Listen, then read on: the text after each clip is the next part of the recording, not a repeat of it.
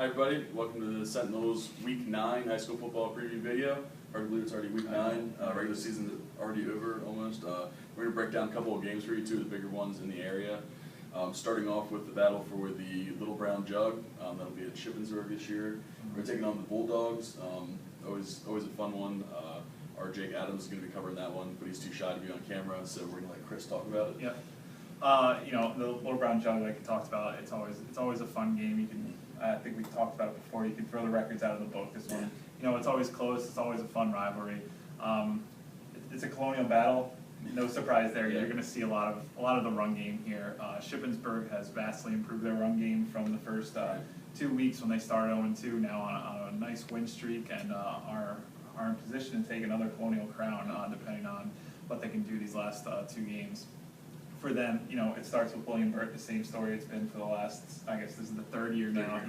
He's been their workhorse. He's already over 1,000 yards, 1,046 yards in the season. Shippensburg as a team, 1,868 yards, averaging 5.4 yards a carry. So, it's their bread and butter. It's been working for them all season long. They have Seth Fry, their center, who's really done a nice job turning around. Is able to complete the short passes when they need him to, and is a nice game manager there for them. On the other side, we have Big Spring, who has kind of done a little bit of a flip-flop compared to the Shippensburg team. They started the year off really nice, 2-0, actually 3-0, I guess, after the forfeit. And we're really looking pretty good there until they have yet to win a game in the Colonial Division, have been on a bit of a struggle trying to find that identity. The biggest problem for them has been stopping the run, and in the Colonial Division, not being able to stop the run is definitely a problem. They've given up over 2,000 yards on the ground so far this year, 6.4 yards a carry. So it's been tough. Last week they gave up over 500 yards on the ground. Yeah, so it's been a challenge for them stopping the ground game. A bit of youth and I guess a little undersizement with that youth that's stuff like that is gonna come, but it's going to start with how much can they at least slow down William Burt and the rest of the Greyhounds. Like we said, stopping the run game is going to be huge. It's been a challenge.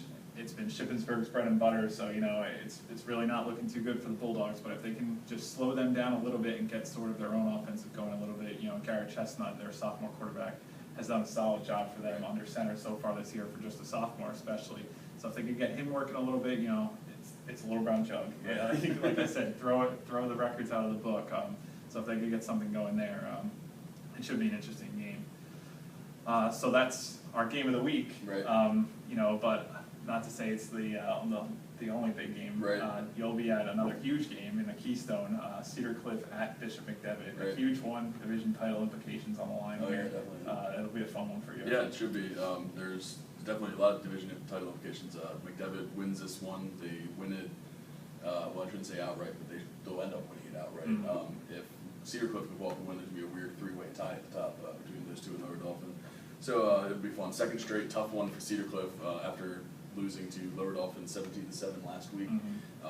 That was their first big test of the year, losing the Keystone Division, and didn't quite pass with flying colors, but they get a second chance there against McDevitt. McDevitt, their usual balanced selves with really tough defense. They got Andre Robinson in the running game. That's really where it starts for him. Already has 1,148 yards and 16 touchdowns on the year, averaging 7.8 yards a carry. Yeah. So gets almost first down every time he touches the ball. That would be a huge help. Rashad Lawson, their second running back, is big for him too.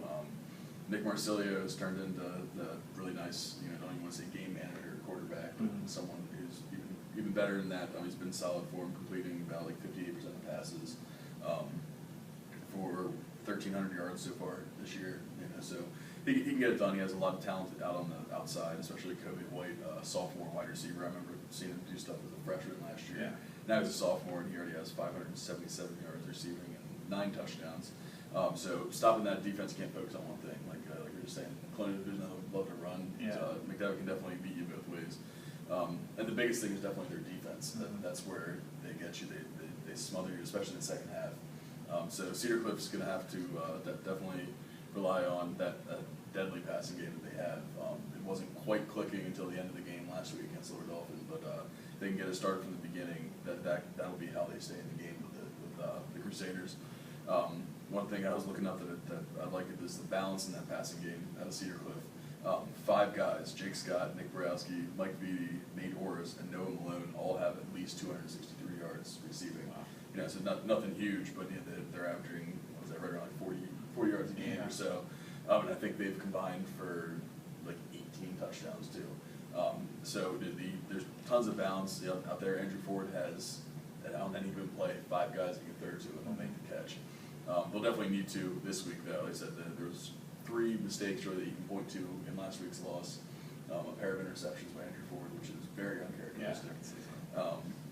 And then a face mask penalty on a field goal last week that actually gave the Falcons a second chance at the field goal. It snapped it over the holder's head, and they ended up tugging on the face mask, and that gave them a second chance, or else that would have been a 1-possession game whenever they were trying to tie at the end of the game.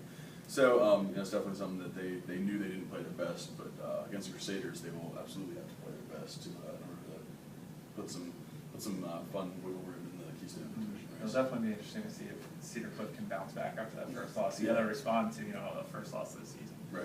But all right, well that's 2 games that we'll have covered for you. We'll be at 4 total. Chris Johnson will be staying in the Keystone. Susquehanna Township at Mechanicsburg, one that huge playoff implication for Mechanicsburg. They'll definitely need that one if they want to get back in the District 3 playoffs.